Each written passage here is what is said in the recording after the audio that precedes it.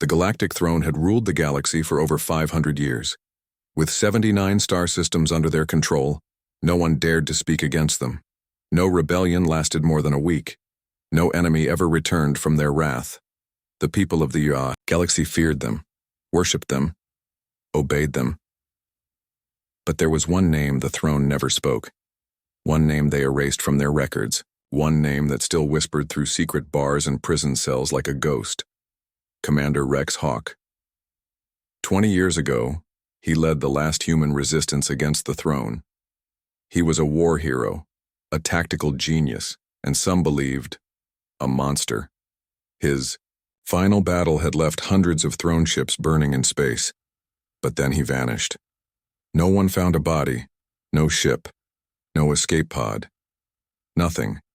The official story was that Hawk died, burned with the last of his people. But deep inside the high walls of the throne, in the war room where the stars were mapped and conquests planned, his name was still marked in red. And now, 2 decades later, something strange was happening in the dark zone, the area beyond throne patrol space. A place of lost ships and cold silence. Merchant ships traveling near the zone had started to disappear. Communications cut. No beacons. No black boxes. Nothing but silence. Then one day, a military scout ship entered that zone to investigate. It had a crew of 7 soldiers, trained and armed by the throne's elite forces. They were confident.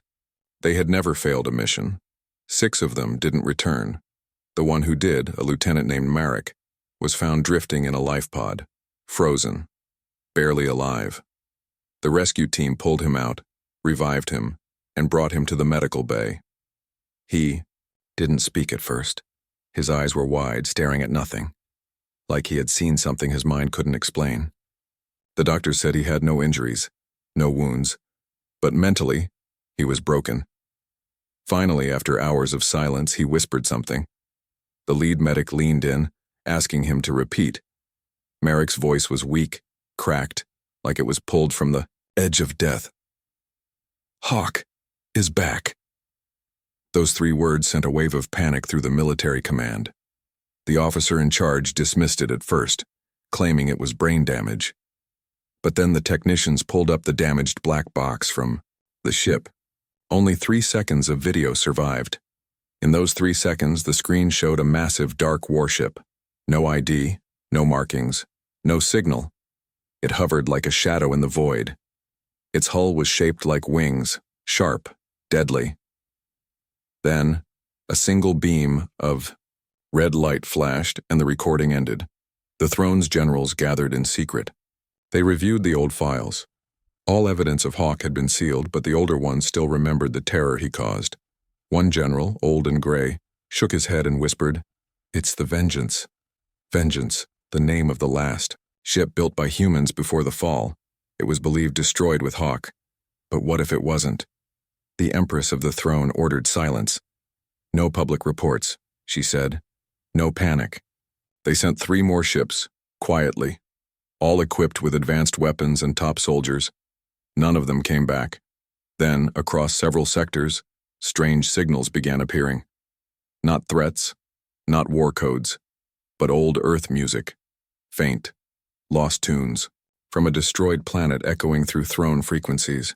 And then came the message. Short, simple, played once and never again. "You thought I was gone, but I remember." It had no name attached, no source. But they knew. Commander Rex Hawk, the ghost of humanity's wrath, was alive, and he was hunting them. Space Command lost contact with Patrol Fleet 49.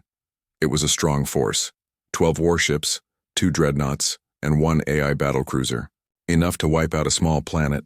Their mission was simple: search Sector 12, find the source of the strange signals, destroy anything hostile, but they never returned. The Galactic Throne assumed it was a malfunction, maybe pirates, maybe radiation storms, so they sent a scout drone. What it found made even the war-hardened generals sit in silence. Fleet 49 wasn't missing. It was floating in pieces. Giant ships torn open like paper. No blast damage, no burns, just clean cuts. Sharp, Precise. Bodies floated in space, still strapped to their seats, eyes wide open, frozen in fear. No distress signals, no final messages. The AI ship's memory core was wiped clean. There was only one clue: a single frame of a video, buried deep in one broken ship's emergency recorder. It showed a ship, black as the void, no lights, no sound. It hovered behind the fleet, then vanished. But just before it disappeared, the camera caught a name printed across its side, glowing red for a moment. USS Vengeance. The room fell silent. The old general who had survived the human wars leaned forward and whispered, "That's not possible." But it was. The Empress ordered a response. Fast. They hired a bounty hunter. Not just any bounty hunter. Wraith, the machine-human killer. He never failed. He had no fear. He had one rule: no survivors, no mercy. Wraith traveled to Sector 12, alone. His ship, a sleek Predator-class vessel, scanned the zone carefully. No signs of life, just floating wrecks. He turned on the energy beacon, a trick to draw enemies out. Then he waited. 10 minutes passed. Then, something moved. No heat signature, no sound, just a shape in the stars. Dark, impossible to track. His system froze for 1 second. Just one. When it came back online, the Vengeance was in front of him. No time to fire, no time to run.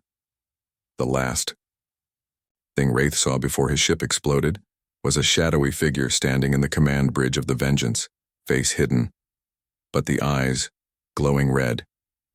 Back at command, they received one short signal before Wraith's ship vanished. "He's real," he remembers. "You should have killed him when you had the chance." And then, silence again. The Galactic Throne held the galaxy in fear. But now, for the first time in 5 centuries, they were afraid. The Galactic Throne had spies everywhere, on every planet, in every species, even in old human colonies that had surrendered years ago. But one spy was different. His name was Kellen Ross, half human, half Takari. He worked deep inside the outer systems, watching for rebellion, listening for whispers. He heard things no one else heard. And lately, everyone was whispering one name: Hawk. At first, Kellen didn't believe it. The man was a ghost, a myth, something soldiers used to scare new recruits. But then the stories got louder. People said a warship with Earth markings was seen over dead moons. People said weapons stolen from Vault 9 were being used again. People said the man who never broke, who never bowed, had returned. Kellen hacked old throne files. Secret ones. Deleted ones. He found records of Project Iron Sky, the last human resistance base hidden under the ice of a frozen world. The place Hawk disappeared from. It had been destroyed by orbital strikes. But when Kellen scanned the satellite logs, he noticed something strange. One ship left the planet seconds before it exploded. It had no ID, no known design. It moved like it was alive. He matched the shape to the wreckage videos from Fleet 49. Same ship, same profile. It wasn't just a rumor. Rex Hawk was alive and he wasn't alone. Kellen sent an emergency message to Throne Command. He's not just alive, he's building something. He has allies, and he knows our secrets. Then, silence. The transmission cut off mid-sentence. They tried calling him back. No answer. A security team was sent to his last known location, an outpost near the gas giant Dargon 4. They found his body. He wasn't shot, he wasn't stabbed. He was just gone. Bones frozen in place, eyes still open, mouth wide in terror. Written, in black ash on the wall behind him, "He sees everything now." The Empress ordered a full information lockdown. All mention of Hawk was now treason. But it was too late. The story was spreading, whispers of a human commander returning to finish what he started, and across the galaxy, people were listening. Orbiting a dying red star was Prison Moon 7. a hidden facility used by the Galactic Throne to hold the most dangerous beings in the galaxy. It didn't show up on maps. There were no visitors, no trials, no hope. This moon was a tomb. The prisoners. Inside were monsters, warlords, rebel captains, shapeshifters, ancient psychic killers, all kept in stasis under heavy guard. Nothing had ever escaped, until one night. Everything went silent. The station's lights went out for exactly 9 minutes. No power, no backup. Total blackout. When the systems came back online, all 312 guards were missing. No signs of struggle, no blood. Just their empty armor piled neatly in the halls. Even stranger, the cells were open, all of them. But the prisoners didn't leave. They stayed inside, quiet, afraid. A rescue ship was sent in by the throne. A team of 40 elite soldiers landed, expecting a riot. Instead, they walked into silence. Security footage showed only one visitor during the blackout. One figure, black armor, cape torn from battle, a red light in the chest, a metal eagle symbol on his shoulder, Commander Rourke's hawk. He didn't run. He didn't sneak. He walked straight through the front gate. Doors opened for him. The footage had no sound. But something strange happened when he passed the prisoners' cells. Each prisoner dropped to their knees, even the strongest ones, even the ones who had no fear. Some started crying. Others bowed their heads. He didn't say a word. He just kept walking. To the lower level, to cell 0. That cell had no records, no known prisoner. It was sealed for 100 years, until Hawk opened it. The footage ends before anyone sees who or what came out. The rescue team was never seen again. Only one message was found, carved into the control room wall using a soldier's knife. He's not building an army. He's waking it up. Back at Throne Command, the generals were terrified. Who was in cell 0? One of them asked. The Empress said nothing, but her hand was shaking. Before the fall of Earth, the humans built one last weapon. It was never used. It was too powerful, too dangerous. Even the human generals feared it. They called it Project Ashmaker. A weapon that didn't just destroy planets, it erased them. Left nothing behind. No dust. No memory. Only silence. When the Galactic Throne won the war, they searched the wreckage of Earth's final defense labs. They found it. Damaged, incomplete, but still deadly. They took it to a secure vault on a frozen moon in Sector 3. Vault 9. Only 5 people knew about it. The Empress, 3 war generals, and 1 engineer who was forced to rebuild it. The vault had 12-meter-thick walls, a defense grid of 1,000 AI drones, no gravity, no escape pods. No one was supposed to know it existed, until the alarms went off. Vault 9 had been breached. When the throne arrived, they found nothing. No guards, no drones, no weapon. Only the dead engineer floating in the airlock. His body burned from the inside, and a message burned into the metal wall, glowing red. You took Earth from me. Now I take everything from you. Hawk the Empress screamed. She ordered the galaxy locked down, every ship scanned, every signal traced, every planet watched. But it didn't help, because Project Ashmaker was already gone. No one saw it leave. No one knew where it was, and then across 3 systems, strange events began. A mining colony vanished overnight. No explosion, no debris, just gone. An entire moon turned to black glass, as if it had been hit by something beyond heat, and a secret throne base, hidden inside an asteroid, disappeared without a trace. Each time, the same thing was found at the edge of the blast zone. Small black coin, with a metal eagle carved into it, the symbol of Rourke's hawk. The generals panicked. One tried to flee the capital. He was found crushed inside his own escape pod. No alarms triggered. Just a single line scratched on the glass from the inside. He's watching. The galaxy had always feared the throne. But now, the throne feared a man, and he had their greatest weapon in his hands. The Galactic Throne ruled for 500 years without fear. But now, fear had returned. System by system, their control began to break. It started small, with whispers. Ships refusing orders, colonies ignoring taxes, old human outposts lighting up with strange signals, codes from a language that hadn't been spoken in decades. The throne tried to respond fast. They sent warships, they sent enforcers, they sent death, but something had changed. Whole fleets vanished without a trace. No battles, no distress signals, only silence. In the capital system, the sky flickered. Every screen, every signal tower, every holo ad froze, replaced by a shadowed figure standing in a dark warship bridge. The voice was deep, calm, cold. "You destroyed my world. Now I'll show you how it feels." The message ended, but people remembered the voice. Rex Hawk. They had called him a ghost. Now they called him something else, the Reckoner. In the heart of the throne's territory, strange things began happening. A massive spaceport shut down mid-launch. Hundreds of guards found unconscious, not dead, just asleep, each with a small coin in their hand. A prison ship transporting rebels disappeared. When it was found a week later, it had been emptied. Only the crew was still inside.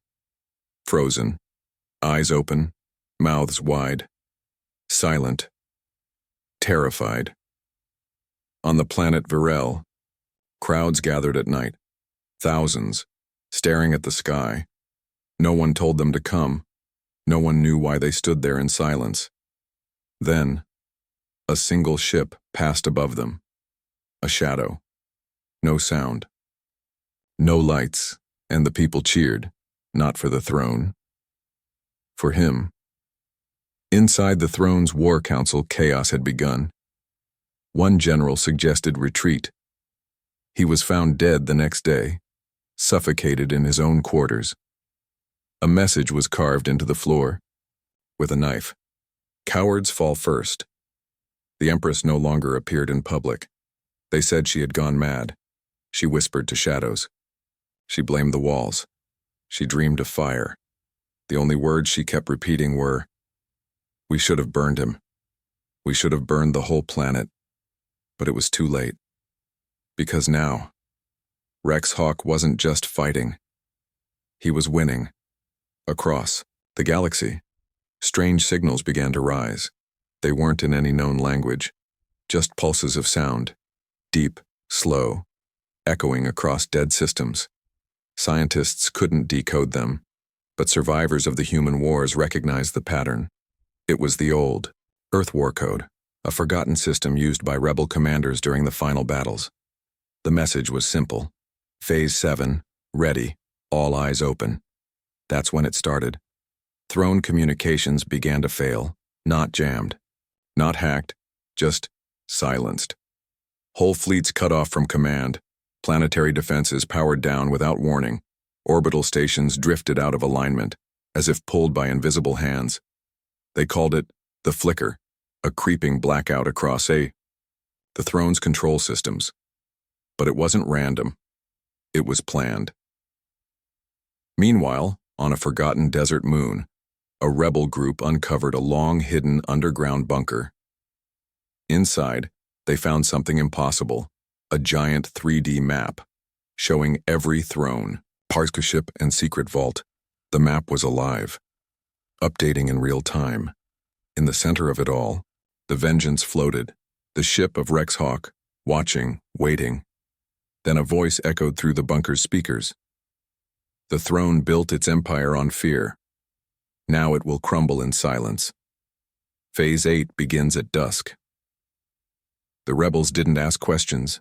They armed themselves. They moved. They believed. Back at the throne capital, the Empress locked herself in the command tower.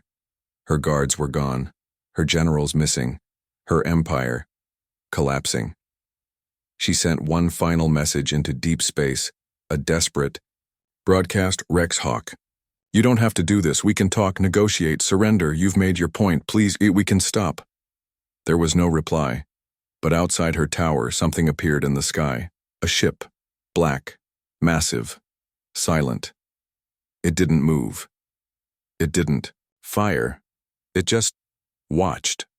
And across the galaxy, other ships like it appeared, one by one, each over a major throne planet, each marked with the eagle, the symbol of a forgotten species they thought they had destroyed. People began to whisper again, not in fear, but in hope. He's coming. He's ending it. The commander has returned. It began at sunrise. Not just one sun, but all suns across 12 throne worlds flickered at the exact same time. Civilians looked up in fear. Then, the sky opened. From every direction they came, black warships with no sound, no lights, no warning, ships with no flags. Only a red metal eagle on their hulls. No one had seen these ships built. No one knew where they launched from. But they moved as one. Perfectly. Calmly. They didn't come to fight. They came to end. On the throne, capital, alarms rang out. Missile silos activated. Orbital cannons prepared to fire. But nothing worked. Systems failed. Weapons jammed. Shields never rose. Above them, the USS Vengeance floated into position. Its shadow covered half the city. In the Empress's tower, panic broke. She screamed orders. No one was left to listen. Her final words caught on the last transmission ever sent from the capital. He's not just a man anymore. He's become the war we tried to erase. Then it happened. The Ashmaker fired. But not at the city. Not at the people. It fired into the sky, opening a crack, a tear in space itself. A wormhole. No, something worse. A memory. A scar. From it came a wave, silent, colorless, impossible. Buildings didn't explode. They just vanished. Ships crumbled without sound. Throne leaders turned to dust where they stood. The entire capital was erased in less than 60 seconds. No fire, no rubble. Just quiet. All across the galaxy, people watched the sky. The thrones, symbol I once feared, began to fall from command towers and city squares. No one stopped it. No one raised a weapon. Instead, across 100 worlds, civilians walked into the streets and looked up. And they saw them. The black ships. And, on each ship's screen, the same message appeared in every language. Your chains are broken. This war is over. The galaxy is free. Rex Hawk never claimed power. He never made demands. He never even spoke again. He simply disappeared. Some say he died on the bridge of the Vengeance the moment the Ashmaker fired. Others say he still watches, waiting, in case they try to rise again. But on every free world, there is now a statue. Not of a king. Not of a god. Just a soldier in a torn black cloak, looking at the stars. The plaque reads, "The commander who came back." The throne feared one thing, a human. Years passed. The galaxy moved on. Without the throne, peace spread. Old enemies became allies. Planets once enslaved now ruled themselves. But deep in the outer rim, near the edge of the void, something strange was detected, a signal, weak, broken, but human. It repeated the same line over and over. "This is Commander Rex Hawk. Do not trust what comes after me." The signal came from a starless region, a dead zone. No ship dared enter. But one research vessel, Curiosity 17, went to investigate. They never came back. All that was found was their black box, floating near an asteroid field. Inside was a final log entry. We saw it. It wasn't a ship, it wasn't him, it was wearing his face. Then silence. Now, rumors are spreading again. Rebel outposts whisper of black-cloaked figures standing in the woods. Mining colonies go dark, one by one, and near the old capital ruins a red light has been spotted in the sky, blinking slow and steady like a heartbeat. Some say Hawk has returned, others say something else wears his name. Whatever it is, he warned us. And we didn't. Listen. It began with children. Across 5 distant colonies, children started waking up in the middle of the night, screaming, drawing the same symbol over and over. Not words, not numbers, just a single shape, a triangle upside down, with a circle at the center. Old humans called it the Ash Door. No one remembered why. Then came the sightings. Cargo ships reported ghost signals, coordinates to nowhere. Each signal ended with the same whisper, "He's not alone anymore." On planet Varel, a man appeared. Same face as Commander Hawk, same voice, same uniform. But something was wrong. He didn't speak in full sentences. He didn't blink. He stood at the edge of the forest for 3 days, not moving, just watching. When soldiers arrived, he smiled, then vanished into dust. The only thing left behind, a black coin still warm, with that same triangle and circle burned into it. The galaxy thought it had buried its nightmare. But deep inside the old Ashmaker core, long thought destroyed, a new log was recovered, buried under thousands of encrypted layers. From Rex Hawk himself. The weapon worked too well. I didn't just destroy them, I tore something open. Something crossed over. It knows how to wear skin. Now, across the stars, strange survivors have started arriving on colonies. They say they escaped from Hawk, but every one of them has no pulse, bleeds black, refuses to enter sunlight, and smiles when they hear the name Ashmaker. One scientist finally gave these beings a name: Echoborn, creatures from the place after destruction, not alive, not dead, not human, but learning. The galaxy is waking up again, not to war, but to something worse than war, because Rex Hawk is gone, but whatever came after him has only just begun, and it still wears his face.